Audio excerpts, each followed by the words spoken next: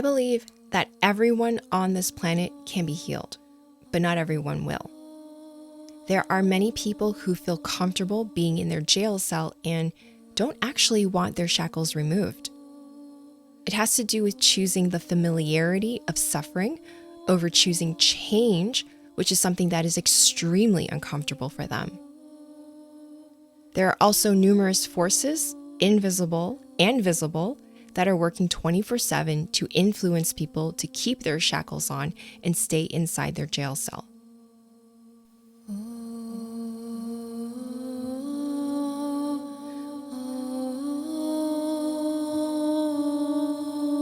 Hi, my name is Vicky Lynn, and welcome to the Higher Perspective Podcast, a show about seeing the truth to heal. In each episode, I explore the non-physical realms that make up most of reality to bring awareness to the importance of spiritual health, inner healing, and bioenergetics so that you can awaken to the truth of who you are. Hi everyone, welcome back to episode 17. With all that is going on in the world, it can be a very challenging time to be alive. People are being forced to confront their greatest fears by dealing with their personal life problems and all the terrible things that are happening in the world. The solution to all the suffering, chaos, and evil we are seeing is not going to come from the external physical realm. It will come from the internal spiritual realm. What I mean by this is people need to go within and do deep healing work on themselves to change their inner world. It is through changing the inner world that we can change the outer world. If enough people are willing to do that and be sincere about it, then I believe we can turn the situation we're in around. From speaking to people over the years, I have realized that there's a lot of misunderstanding over what healing is and how that process looks like. Unfortunately, due to all the misinformation spread on the internet, people either have unrealistic expectations of healing or they feel very confused about how to begin their personal healing journey. So, for this episode, I wanted to share my understanding of what healing is and how that process looks like. As always, my information comes from lived experiences of healing myself and helping others do the same. I hope what I cover in this episode will give you a whole new perspective on healing and encourage you to begin this very important process for yourself. Before I get into that, I want to share an exciting announcement on something I'm working on. Over the years, I've had people contact me saying they really need a private healing session, but due to their financial situation, it is not something they can pay for. Because of the amount of energy I use to do the healing work myself, it is not something I can reduce the price on. So, I have decided to offer monthly group healing sessions as a solution to this. Everyone in the group will be brought into one big energy field that I hold, and because everyone in the group will share similar blocks, wounds, and traumas due to resonance, those will be the issues that I will work on healing inside the field. Since power grows exponentially as more people come together, a lot can shift in group sessions.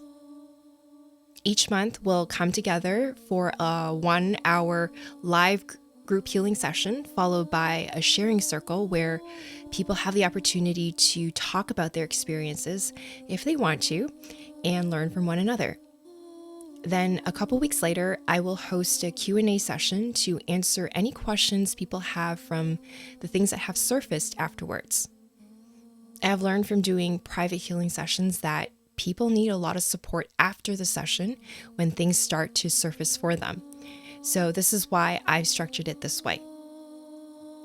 I'm currently working on building the membership portal on my website where the private community for this will be held.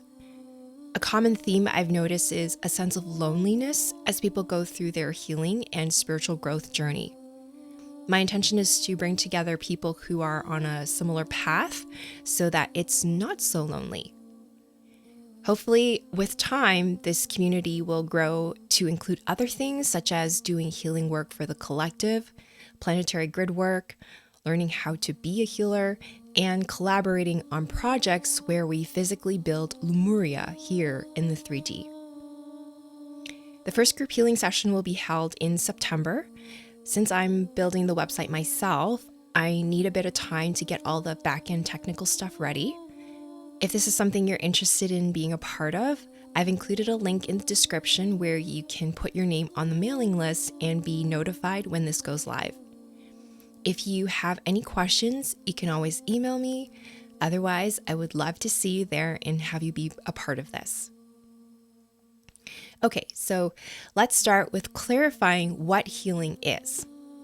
Healing is the process we go through to restore homeostasis in all the different levels of our body: the physical, mental, emotional, and spiritual. Restoring homeostasis means bringing balance back into these 4 levels so that all the systems within the body can function properly again. Once that is achieved, then we can embody the highest aspect of our soul and live out our soul purpose here in the 3D world. We need to heal when we experience life events that injures us because the trauma is what shocks our body out of alignment. Every trauma leaves behind wounds, but not all the wounds are visible. It's easy to understand how physical accidents and diseases can cause wounds that require healing, but the psychological, emotional, and spiritual wounds impacting the soul can be a harder concept for some people to grasp. Just because you can't see these invisible wounds doesn't mean they don't exist or that they don't affect you. As a matter of fact, I would say these invisible wounds are much more powerful than the visible ones. They can create a lot of problems in 3D life and keep people stuck in a perpetual state of suffering. So if you truly want to experience health, happiness, love, peace, and abundance in your life, you need to heal yourself. A common question I get asked is, why is it after doing healing work for so many years and trying every healing modality out there, I still feel stuck and can't seem to move forward? Or why is it that after receiving help from so many healers, I'm still struggling with my problem and continue to experience drama in my life? Well, the simple answer is the healing wasn't effective. Healing is really complicated. The reason it's complicated is because humans are complicated. The honest truth is there are not a lot of people out there providing healing work who really know what they're doing or understand that it takes a holistic approach to heal. In my own personal healing journey, I've gone through tons of practitioners and healers. I have learned most are not good at what they do. I think it has to do with the fact that knowledge has been compartmentalized. So when people go get a formal education in health, healing, and medicine, they are only ever taught one tiny part of a greater system. To be effective at healing, a person needs to know how the human body works on a physical, mental, emotional, and spiritual level, regardless if they are a medical doctor or an energy healer, because all of those things are interconnected. A person needs to be well educated in many different subjects and then be able to integrate all that knowledge to form a holistic understanding of the human being. The other reason it has to do with applied skills. There are many people who have been born with natural healing gifts, but that in itself doesn't mean much if they don't put in the time and energy to develop them and learn how to use them properly in the real world. To be an effective healer, a person has to go through long-term training under an experienced human teacher and take the time to develop their diagnostic and healing skills. Proper education and training is needed before a person should make any attempts to heal others. Otherwise, they will do more harm than good. Due to conventional medicine and mainstream spirituality programming, along with social media culture, that is rarely ever the case anymore. Nowadays, people make all kinds of unsubstantiated claims about who they are and what they can do. If they know how to market themselves very well, their followers will believe everything they say without any question. Not everyone is doing that with ill intent, but people need to understand their words and actions have real consequences in the 3D. I have come across so many horror stories in my life. I can totally understand why there are people out there who don't take spirituality and healers seriously. Let me share a couple of stories. I was at a health retreat many years ago, and I got into a conversation with another woman there about soul retrievals. She confidently told me they don't work. I was curious why she felt that way, so asked her, how does she know they don't work? She told me another woman at the retreat said she performed soul retrievals and offered to do it for her for free, which she agreed to. My next question was, how exactly did this woman do the soul retrieval and what happened? Apparently, this woman drew circles in the air with her index finger like this, and after about 30 seconds, she said the soul retrieval was complete. The woman I was speaking to said she didn't feel anything during or after the 30-second process, so that's why she's convinced soul retrievals don't work. Now, anyone who has been properly trained to do soul retrievals will know that was not a soul retrieval. It's not that soul retrievals don't work. They do. They play an important part in healing trauma. It's just she got it done from someone who was a fraud without realizing it. The interesting thing is, I could tell the woman offering the soul retrievals was not intentionally trying to deceive others. She genuinely believed in her mind that she was performing soul retrievals and helping people.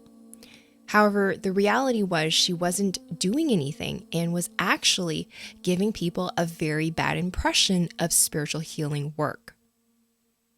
I think her delusional thoughts may have something to do with her being a deeply traumatized person who was completely out of body. In my opinion, a good healer is someone who has successfully healed themselves and has become an embodiment of wholeness, love, and peace.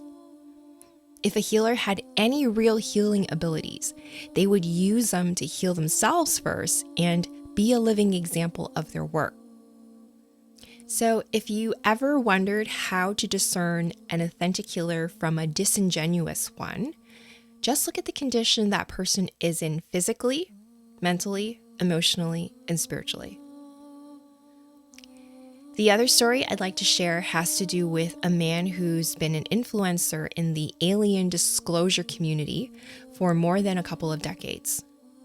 He claims to have enlightened contact with benevolent extraterrestrials and charges a couple $100 for a 30-minute remote energy healing session. I met him in person at a conference and got a behind-the-scenes look at how he does energy healing. One time, another presenter at the conference who claimed to channel benevolent extraterrestrials called him on the phone and said she felt the presence of entities around her. She was scared and asked if he could do a clearing to get rid of them for her. Can you guess how he did it?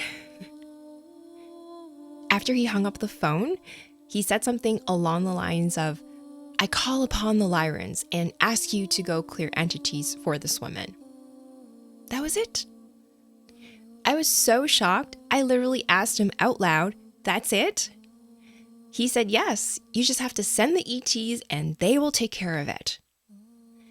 Now, anyone who has been properly trained to perform entity removals will know that is not how they are done. And also, why would higher dimensional beings who are in their sovereignty take orders from a human like that? They would never. A high caliber human wouldn't even do that, let alone an evolved spiritual being in higher dimensions. I also had an opportunity to watch him do a paid remote healing session on a client who wanted to clear her soul wounds. Can you guess how he did that? Same thing.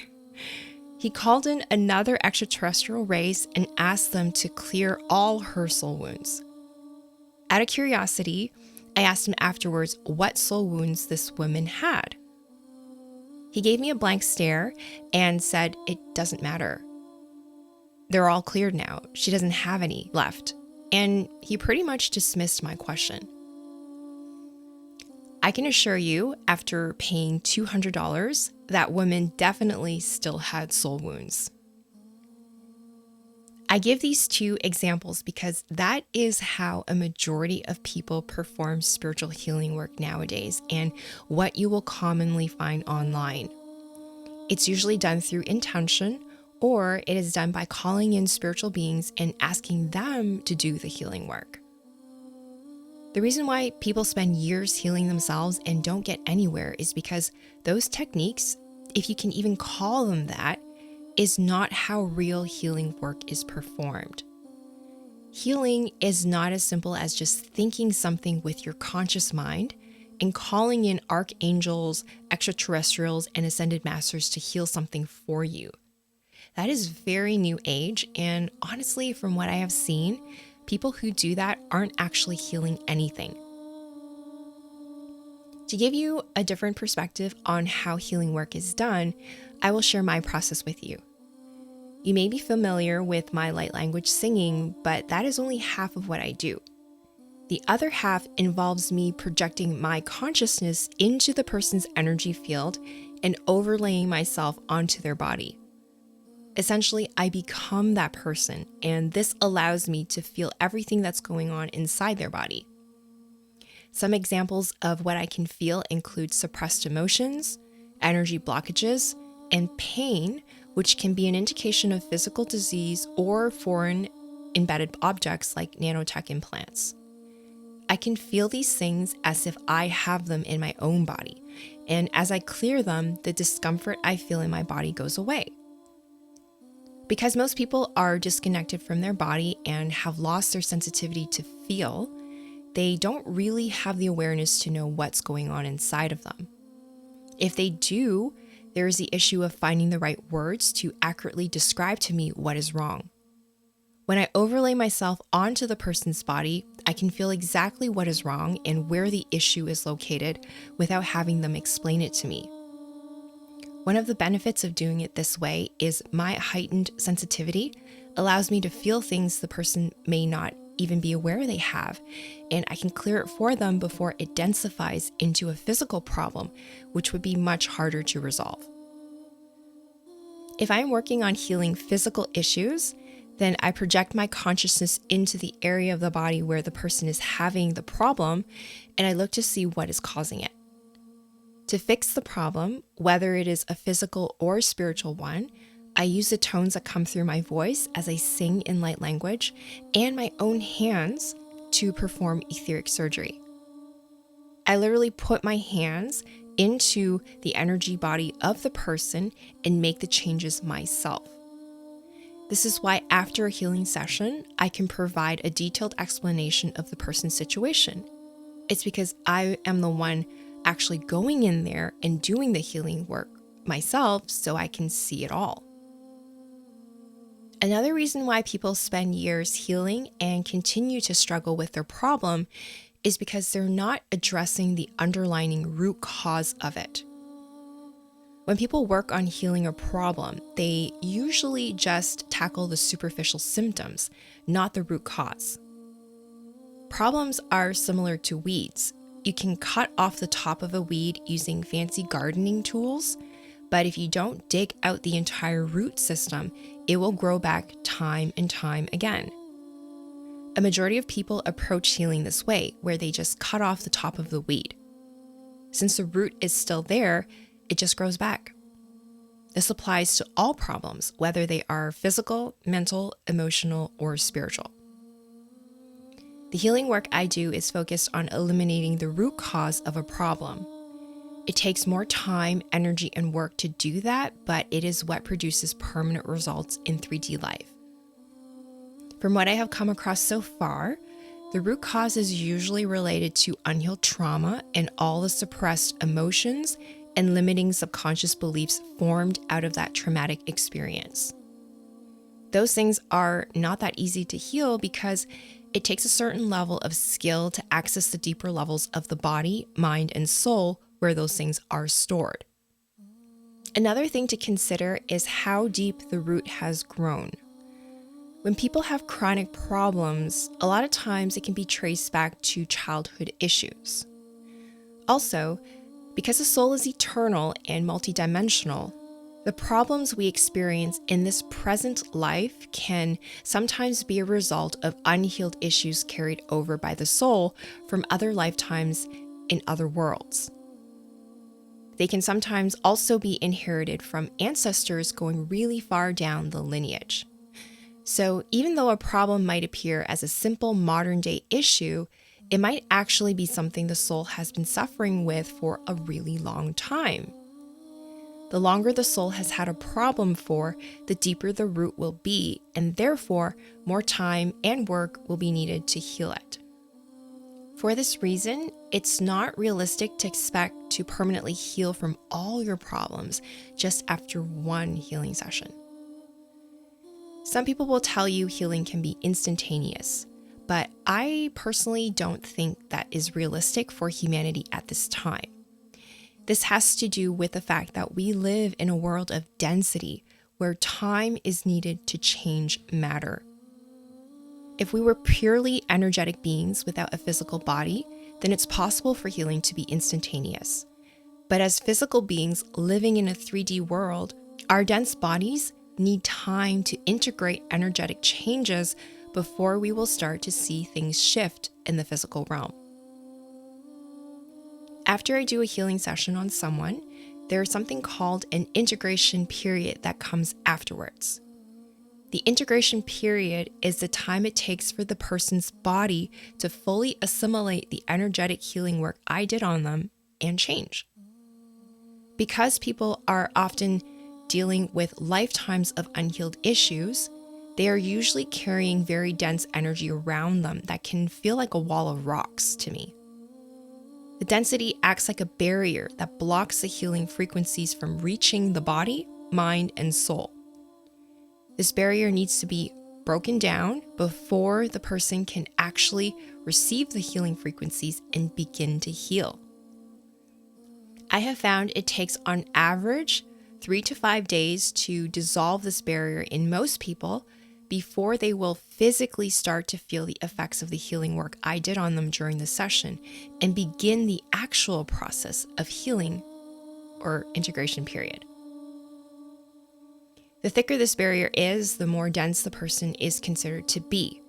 Being more dense means it will take more time and work to heal. The integration period is similar to the recovery phase a person goes through after undergoing a surgical operation. It can take anywhere from a week to a few months, or sometimes even a year or longer. During the integration period, a lot of things can surface. I hold space for the person to move through the hardest part of their transformation and energetically take on the overflow, which is whatever the person is unable to process on their own, and transmute it myself. I also provide support by answering any questions that come up and give encouragement for the person to keep going when things get really tough. I think people don't realize the healing doesn't just happen during the 1-hour session. It actually continues on for quite some time after the session is over. I do my best to provide support during the toughest part of the integration period, but it's important to understand the individual has to be willing to do the personal work needed afterwards to integrate the healing work I've done and transform. Many people think healing is an easy, quick, and blissful experience, but that is not true at all. Real healing is actually a very uncomfortable experience that requires all the pain, fears, and inner darkness that's been suppressed to be brought up and face consciously. As you can imagine, that process can be quite ugly. However, if you find the courage to move through it with total presence, you will eventually arrive at a place where you can feel that spark of light within yourself again, and that will make it all worth it. Another reason why people heal for a long time but don't experience any real change is because they aren't clearing the energetic imprints connected to their problem. You can think of energetic imprints as vibrational patterns left behind from an experience or event. Even though the actual experience or event may have passed, the presence of these imprints can continue to influence people on a physical, mental, emotional, and spiritual level. This keeps them stuck in that experience energetically, where they will continue to manifest symptoms as if they are still experiencing that event. Let me give you an example so you can understand what I mean by this. Let's say a person experienced sexual abuse as a child and has unhealed trauma. By the time they become an adult, the abuse may be a thing of the past, but the person might still not feel quite right inside. The physical wounds may have healed, and the person might have even gone to therapy to deal with the psychological damage, appearing to be healed by conventional healthcare standards. However, if you dig a little deeper, you will likely find that the person is still struggling with problems or symptoms that resemble the initial trauma.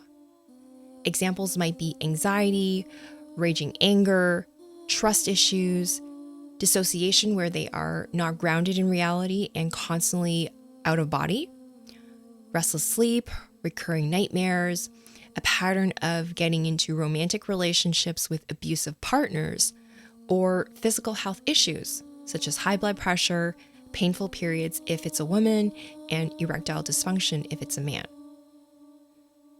I've actually done healing sessions on people like this, and what I found is when I go into their sacral chakra and reproductive organs, there will be energetic imprints held there that was left behind from the abuse.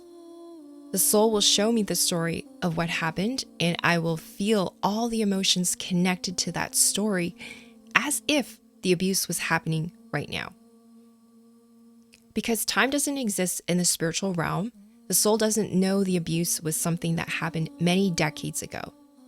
The presence of these energetic imprints give the soul the impression the abuse is still happening. So the body, mind, and soul will keep producing symptoms in response to that experience. The energetic imprints are like instructional codes in a program that continuously play the story of trauma on repeat, and it won't stop until they are all deleted.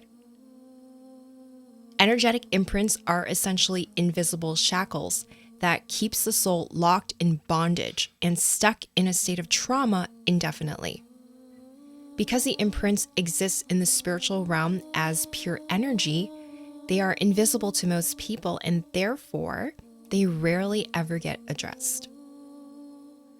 To truly move beyond the trauma and heal all the symptoms connected to it, the energetic imprints have to be cleared. There are a lot of wonderful programs out there to help people heal physically. There are also a lot of great psychotherapy techniques that can help people change their negative thought patterns and reprogram their mind to heal on a mental level. There are good embodiment practices that can help people release their emotions. But the one area that always gets overlooked is clearing these energetic imprints at the spiritual level. So if you've tried many things and have been healing for a long time but still feel stuck with your problem, energetic imprints might be the missing link. Because everyone's situation is different, it's not really possible for me to create a universal protocol with defined steps that people can follow to heal themselves. When it comes to healing, everyone's journey will be different, even if they have the same problem. If I were to provide some tips on how to start, I would say the first thing you need to do is understand what your problem is really about and then figure out what is truly causing it. Each problem is unique and made up of a different percentage combination of the physical, mental, emotional, and spiritual level of the body. In order to genuinely heal a problem, all 4 of those levels have to be looked at and addressed individually because they all interconnect. The combined improvement in all those 4 levels is what brings genuine healing to a problem and ensures the results are permanent.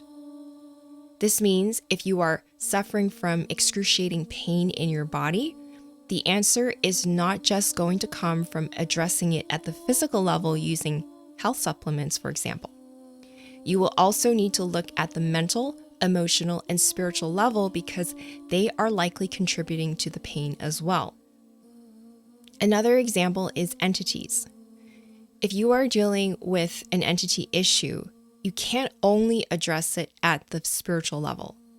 You need to also look at the emotional, mental, and physical level of the body because those things play a role in creating entity issues as well.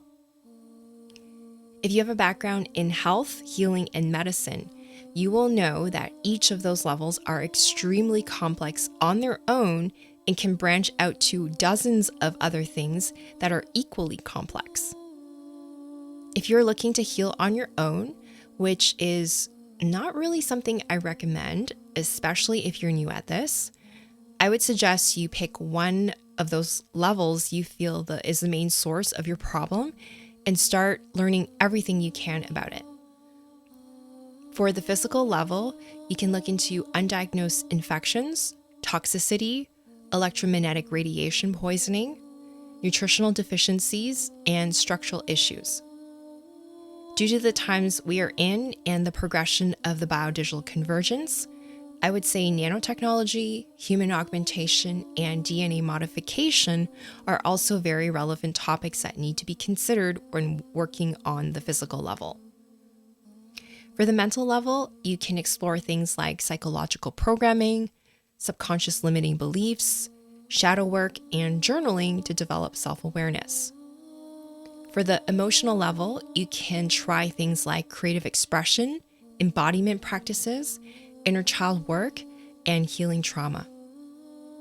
For the spiritual level, things you can work on include ancestral healing, soul wounds acquired from other lifetimes, entity issues, removing etheric implants, and clearing blockages in your bioenergetic system. If all that sounds overwhelming, it's because a lot is involved when it comes to healing. Healing is not as simple as taking health supplements, speaking affirmations every day, or doing visualization meditations.